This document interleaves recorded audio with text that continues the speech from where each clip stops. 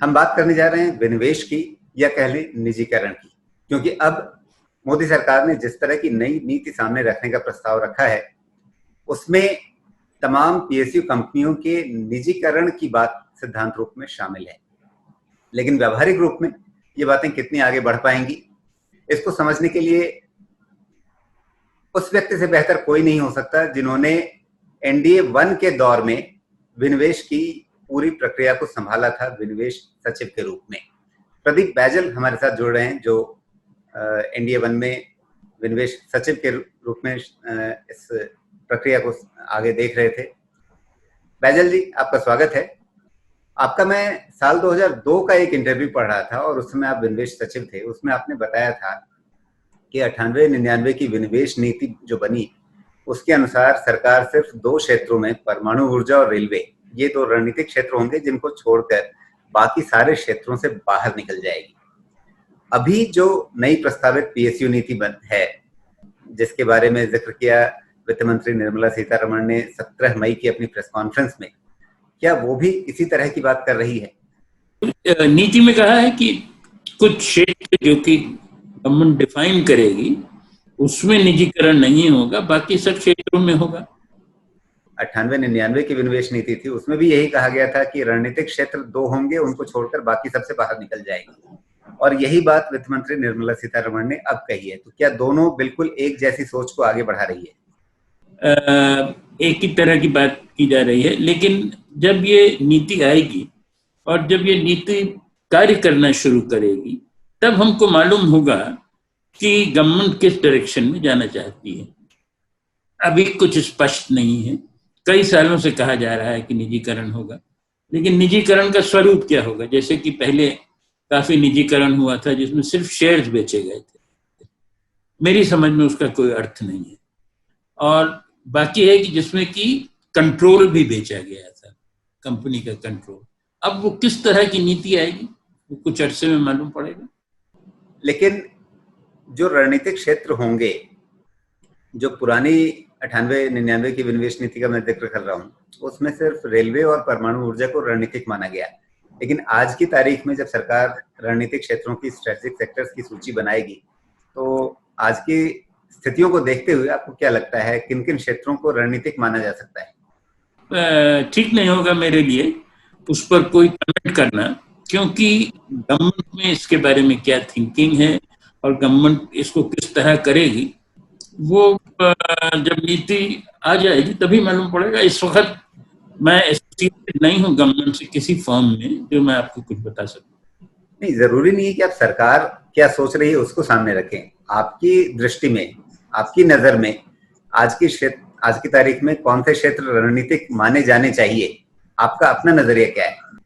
इसमें मैं नहीं समझता कि कोई मेरा निजी विचार हो सकता है। मेरा निजी विचार सिर्फ ये है कि जहां भी हम प्राइवेटाइज करें, जहां भी हम निजीकरण करें, वहां पर गवर्नमेंट से रिस्क हटा के प्राइवेट सेक्टर पर कर दें। अब प्राइवेट सेक्टर में अगर कोई रेगुलेटरी इश्यूज हैं तो रेगुलेटर्स के थ्रू उसको कंट्रोल करें।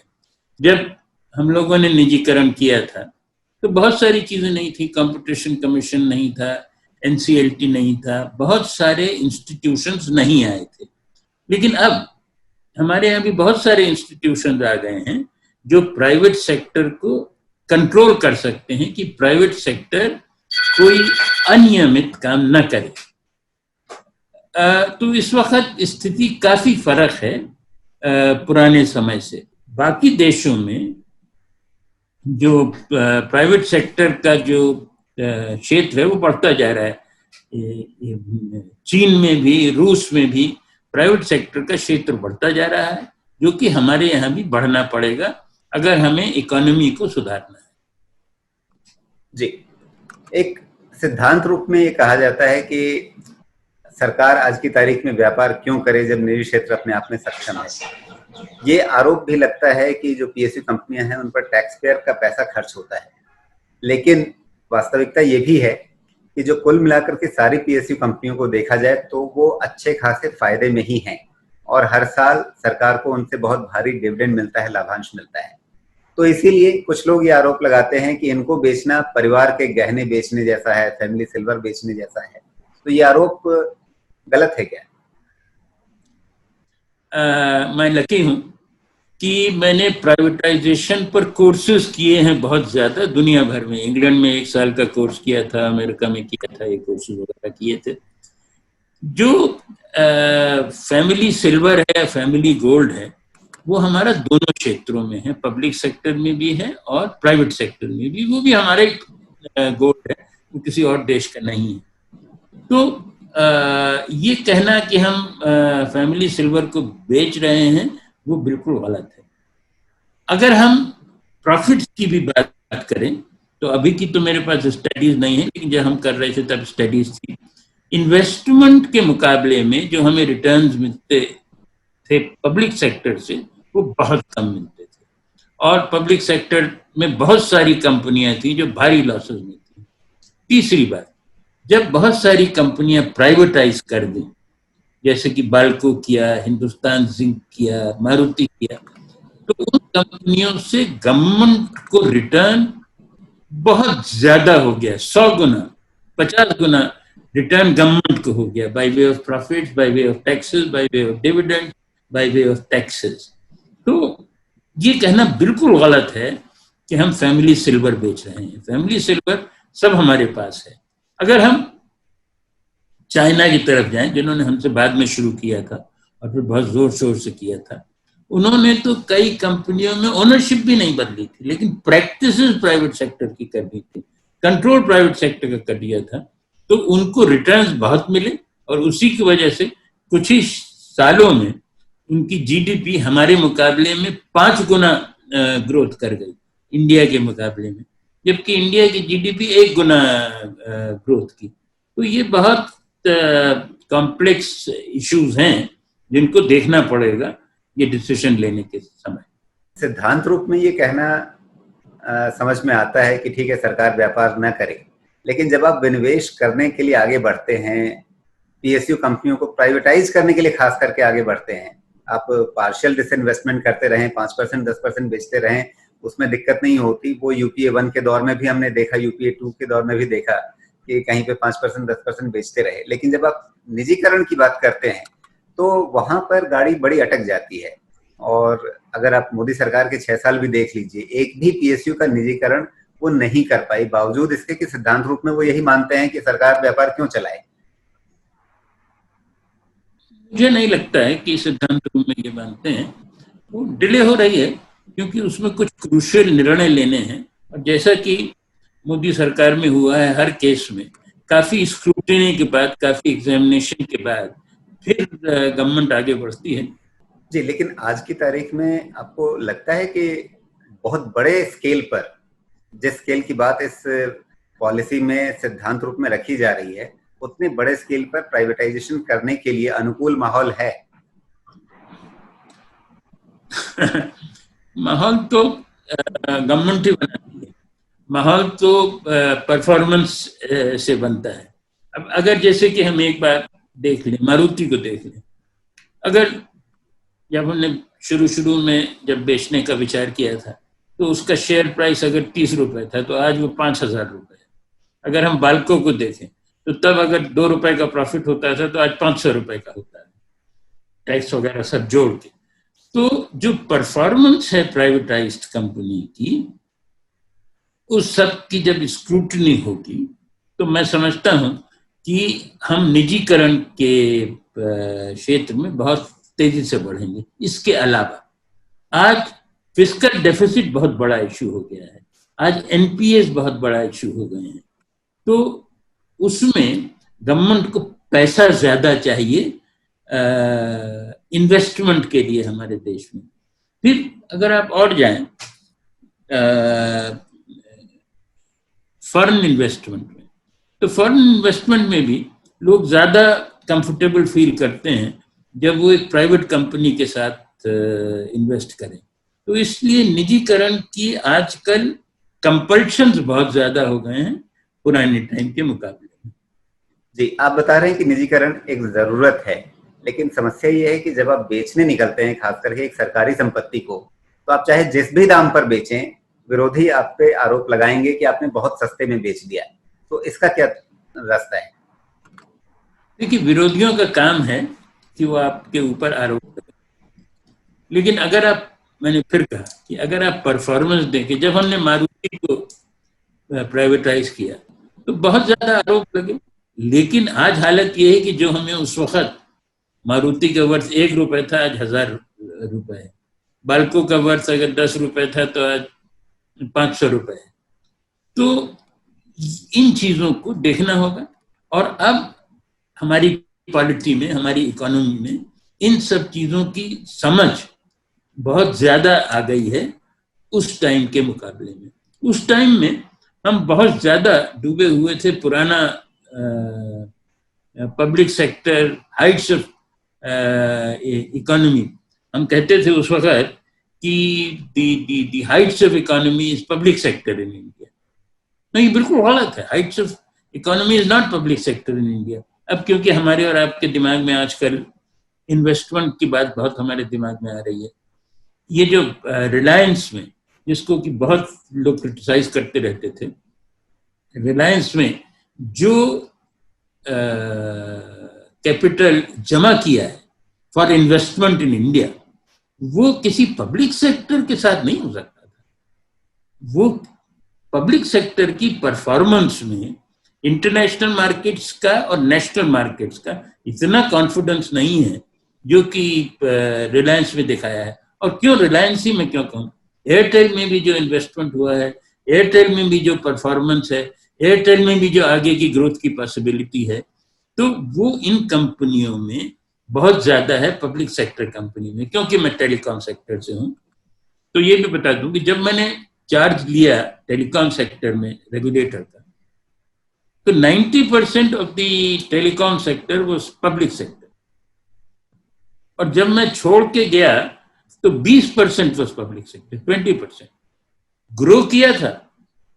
मार्क माय वर्ड्स, ऐसा नहीं है कि पब्लिक सेक्टर ग्रो नहीं किया था, पब्लिक सेक्टर ग्रो किया था, लेकिन प्राइवेट सेक्टर बहुत ज्यादा ग्रो किया था।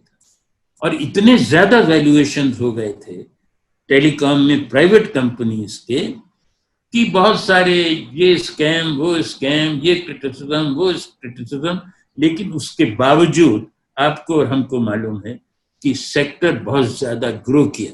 अगर वो केवल हम कहते कि एमटीएनएल, बीएसएनएल में बहुत अच्छा मैनेजिंग डायरेक्टर लगा दीजिए, वहां भी ग्रो करेगा, तो वो सही नहीं है।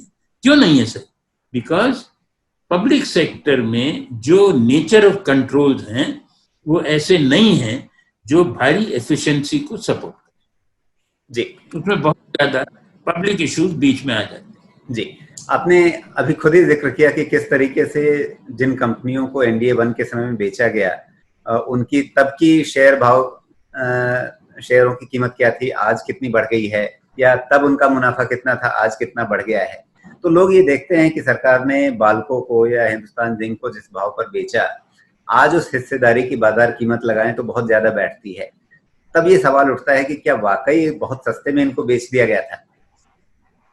देखिए, ये क्रिटिसाइज करने के लिए ये बहुत आसान है, और मैं आपको बहुत सारे एग्जांपल्स दूंगा कि अगर हम जैसे मारुति को नहीं बेचते तो उसके शेयर वैल्यू नहीं। आफ्टर ऑल मारुति तो जापानीज कोलैबोरेशन के साथ 20 साल से चल रहा था, लेकिन उसकी परफॉर्मेंस नहीं सुधरी थी। आफ्टर ऑल बाल्को बड़े अच्छे मैनेजमेंट के साथ चल रहा था, लेकिन उसकी परफॉर्मेंस नहीं सुधरी थी। तो ये जो शेयर वैल्यूएशन बढ़े और जो शेयर प्राइसेस बढ़े और जो कंपनी का वैल्यूएशन बढ़ा, वो मैनेजमेंट की वजह से बढ़ा, वो नेचर ऑफ मैनेजमेंट के वजह से बढ़ा। एक और छोटा सा केस, मुझे कई लोगों ने कहा कि आपने जोधपुर में होटल बड़े सस्ते दामों में बेच दिए। देखिए, बॉम्बे में जो 6 टेक्सटाइल कंपनियां हो गई थी, उनको अगर हम उसी वक्त बेच देते तो बहुत सस्ते दाम में बिकती, क्योंकि सब कंपनियां बंद हो गई थी, कोई कंपनी नहीं चल रही थी। उनको कई साल उनको रिस्ट्रक्चर किया, उनको सेलेबल बनाया गवर्नमेंट ने, और फिर उनको बेचा गया। तो गवर्नमेंट को 1000 गुना, 10,000 गुना पैसा मिला, जो कि प्राइस मिलता अगर जब ये टेक्सटाइल मिल्स बंद हुई थी तब हम उनको बेच देते। तो माहौल बनाना पड़ता है बिजनेस एनवायरनमेंट बनाना पड़ता है, तब वैल्यूएशन बढ़ती है। वैल्यूएशन हमारे सोच की वजह से नहीं बढ़ती। तो बाल्को को भी लीजिए, तो अगर हम उसको न बेचते तो उसमें तो लॉसेस हो रहे थे, वो तो साल साल दर साल उसमें लॉसेस होते रहते। आप एयर इंडिया को देखिए, एयर इंडिया 30-40 हजार करोड़ का टैक्स पेयर का नुकसान हो गया। तो ये तो क्रिटिसिज्म के लिए बड़े अच्छे पॉइंट्स हैं। आज भी मुझे कुछ लोग कहते हैं कि साहब देखिए, एयर इंडिया जो है बहुत सारे देशों से हजारों इंडियंस को ले आया, कितनी बड़ी सर्विस की। अरे एयर इंडिया ने वो सर्विस नहीं की, वो सर्विस टैक्स पेयर ने की। टैक्स पेयर का पैसा लगा है इन सब चीजों में। और अगर आप चाहते हैं कि टैक्स पेयर ही कंपनियों को चलाए और लॉसेस टैक्स पेयर मीट करे, तो वो एक दूसरा मॉडल ऑफ गवर्नेंस है जो कि सारी दुनिया में चला गया। जब मैं स्टील सेक्टर में था तो बहुत जाता था सोवियत रशिया में, वहां भी सारे स्टील प्लांट प्राइवेट हो गए, तब तो हर चीज वहां पर पब्लिक थी।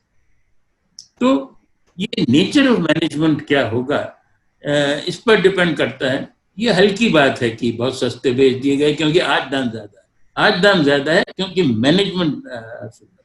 एक नजरिया जो सरकार लेकर चलना चाहती है और कोशिश कर रही है लेकिन बहुत सक्सेसफुल नहीं हुई है कि आप कंपनियों का मैनेजमेंट ट्रांसफर कीजिए, उसमें सरकार की सारी हिस्सेदारी बेच दीजिए और उस कंपनी से पूरी तरह बाहर निकल जाइए। लेकिन हमने देखा है कि कुछ ऐसे मामले आए जहां पर आपने कंपनियों का मैनेजमेंट ट्रांसफर कर दिया, उसमें थोड़ी सी अपनी हिस्सेदारी बचा करके रख ली और उस थोड़ी सी बची हुई हिस्सेदारी की कीमत बाद में बहुत ज्यादा हो गई। तो क्या ये मॉडल आगे चल करके सक्सेसफुल हो सकता है कि आप उन कंपनियों को पूरा एग्जिट ना करें, थोड़ा सा अपना एक माइनॉरिटी स्टेक बचा करके रखें, जिससे उसमें जो वैल्यू क्रिएशन होगा उसका फायदा आपको भविष्य में भी मिल सके? देखिए, मारुति में हमने यही किया, थोड़ा सा हिस्सा बेचा, कंट्रोल बेचा, और उस हिस्सेदारी जो हमने बचा के रखी उसका हमको, मुझे फिगर नहीं याद आ रही है, लेकिन 500-600 हजार गुना हमें उस वहां पे पैसा मिला जो बचा के रखी हुई थी। हिंदुस्तान जिंक के बारे में अभी एक आर्टिकल मैंने पढ़ा था कि जिसमें जो शेयर हमने बेचा शुरू में 1000 रुपए का, अब वो 50,000 रुपए का बिका वो शेयर, वही शेयर। तो रिवर्स में आप कह सकते थे कि हम जब 1000 का बेचा था तब हमने 50,000 का क्यों नहीं बेचा, क्योंकि 50,000 का कोई नहीं खरीदता। 50,000 का लोगों ने तब खरीदा जबकि उसकी परफॉर्मेंस बहुत सुधर गई थी। तो मेन जो है, जो भी स्ट्रक्चर हम बनाए वो ऐसा होना चाहिए कि परफॉर्मेंस सुधरे। लेकिन हम ये कहें कि हम तो कंट्रोल नहीं बेचेंगे तो परफॉर्मेंस नहीं सुधरेगी। अगर हम ये भी कहें कि हम कंट्रोल दे देंगे लेकिन मेजॉरिटी शेयर हमारा होगा, तब भी नहीं बदलेगी, क्योंकि फिर कंट्रोल तो हमारा ही होगा इनडायरेक्ट।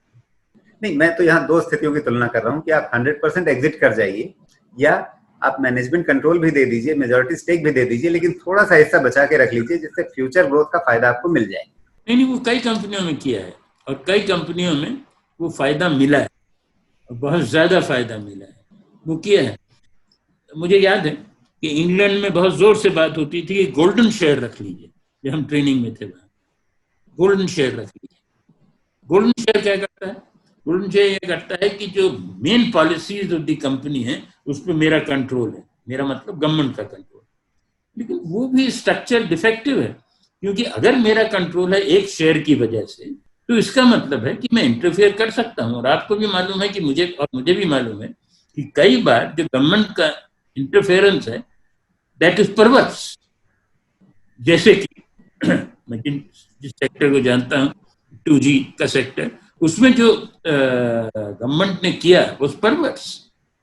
तो इसलिए गोल्डन शेयर का कॉन्सेप्ट आउटडेटेड है। शेयर्स रख लेने का कॉन्सेप्ट, कई कंपनियों में ऐसी पोजीशन है जहां रखा जा सकता है, वहां जरूर रखना चाहिए। लेकिन कई कंपनियों में इतने शेयर ही नहीं है कि हम उसको रख लें। लेकिन जो मेन फायदा होता है प्राइवेटाइजेशन के बाद, जैसा कि बाल्को में हुआ, हिंदुस्तान जिंक में हुआ, मारुति में हुआ, कि अगर हम मारुति में 10 कार बनाते थे तो 500 कार बनाने लगे। जब हम 500 कार बनाने लगे तो वहां पर जो एम्प्लॉयमेंट थी वो बहुत ज्यादा बढ़ गई, वहां से जो टैक्सेस आने लगे वो बहुत ज्यादा हो गए। तो हमको इकोनॉमिक इश्यूज को देखना है, हमको ये पुराने सोशलिस्ट को नहीं देखना है जो आउटडेटेड हो गए हैं, even in countries like Russia. तो हम कहाँ इंडिया की बात कर रहे हैं, हम तो कभी भी इतने कम्युनिस्ट नहीं। जो लोग विनिवेश की प्रक्रिया में जुड़े रहते हैं उनके सामने एक डर भी होता है कि आगे वो मुकदमेबाजी में फंस सकते हैं, कल को सरकार बदल जाएगी, जांच बिठा देगी। जो पॉलिटिकल लोग होते हैं, राजनेता होते हैं, उनके लिए तो ये राजनीतिक लड़ाई होती है, चलती रहती है। लेकिन जो अफसर होते हैं, आपकी तरह के अधिकारी होते हैं, उनके लिए ये बहुत एक विकट, बहुत बड़ी समस्या बन जाती है। तो क्या इस डर के रहते हुए वो अपना काम सही कर पाएंगे? देखिए, ये जो इश्यू आपने रेस किया है, ये ऐसा नहीं है कि भारतवर्ष का इश्यू है। मैं आपको इसके 2-3 उदाहरण देता हूं तो आपको समस्या समझ में आ जाएगी। जब मैंने शुरू किया डिपार्टमेंट ऑफ डिसइन्वेस्टमेंट, तो कई अफसर आए हमारे यहाँ और भाग गए, लिटरली भाग गए, क्योंकि उन्हें यही डर था जो डर आपको। इसमें 2 चीजें हैं। एक इटालियन फिलोसोफर था माकियावेली। माकियावेली ने कहा था कि जो आदमी भी रिफॉर्म्स करेगा वो मारा जाएगा। तो ये तो नेचर ऑफ द गेम है कि जो भी बंदा चेंजेस करता है वो मारा जाता है, और सारी दुनिया में मारा जाता है। और मैं भी ऑलमोस्ट मार दिया गया था। लेकिन जो मारने वाले होते हैं वो ज्यादातर चोर होते हैं, अगर हमने कोई बड़ी भारी अनियमितता नहीं की। अब धीरे धीरे लोग एजुकेटेड हो रहे हैं और ऐसी जो परिस्थितियां हैं वो कम होती जाएंगी। बाकी देशों में भी कम हो गई हैं। और मेरे खिलाफ जो जांचें हुई भी, मुझे लगता है कि मैंने बहुत ज्यादा एग्रेसिव प्राइवेटाइजेशन नहीं किया, नहीं तो मैं डंग की तरह मुझे जेल तो कम से कम जाना चाहिए था, नहीं गया। जी, आपने किसी इंटरव्यू में भी, आपने पहले भी किसी इंटरव्यू में जिक्र किया कि मुझे लगभग खत्म कर दिया गया। अभी भी आपने कहा कि मुझे लगभग मार दिया गया। नहीं, मार दिया गया इन द सेंस, नहीं मार दिया, समझ रहा हूँ, फिजिकली नहीं। जी, समझ रहा हूँ, बहुत सारे केसेस की।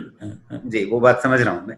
तो आज की तारीख में उन मुकदमों की क्या मैं कह रहा हूँ, मैं सिर्फ ये कह रहा हूँ कि that is an international phenomena and people will have to live with it. जी, आज की तारीख में जो आपके ऊपर मुकदमे किए गए, क्या वो सारे समाप्त हो गए? उनकी स्थिति क्या है आज? हमारे खिलाफ एक भी मुकदमा नहीं किया गया, and I am very proud of it. मेरे ऊपर कोई भी एक भी FIR लॉन्च नहीं हो पाया। एक हुआ था, वो फौरन खत्म हो गया था। तो मेरे खिलाफ कोई मुकदमे नहीं हुए, and I am very proud of the fact, क्योंकि मैंने हर चीज को एक्सप्लेन कर दिया था। वो एक पॉलिटिकल माहौल था जिसमें सारी जांचें। जी, बैजल जी, आपने बहुत दिल खोल करके सारी बातें की और बहुत अच्छे तरीके से विनिवेश के इन पहलुओं को समझाया भी, निजीकरण के पहलुओं को आपने समय निकाला। आपका बहुत बहुत धन्यवाद। Thank you.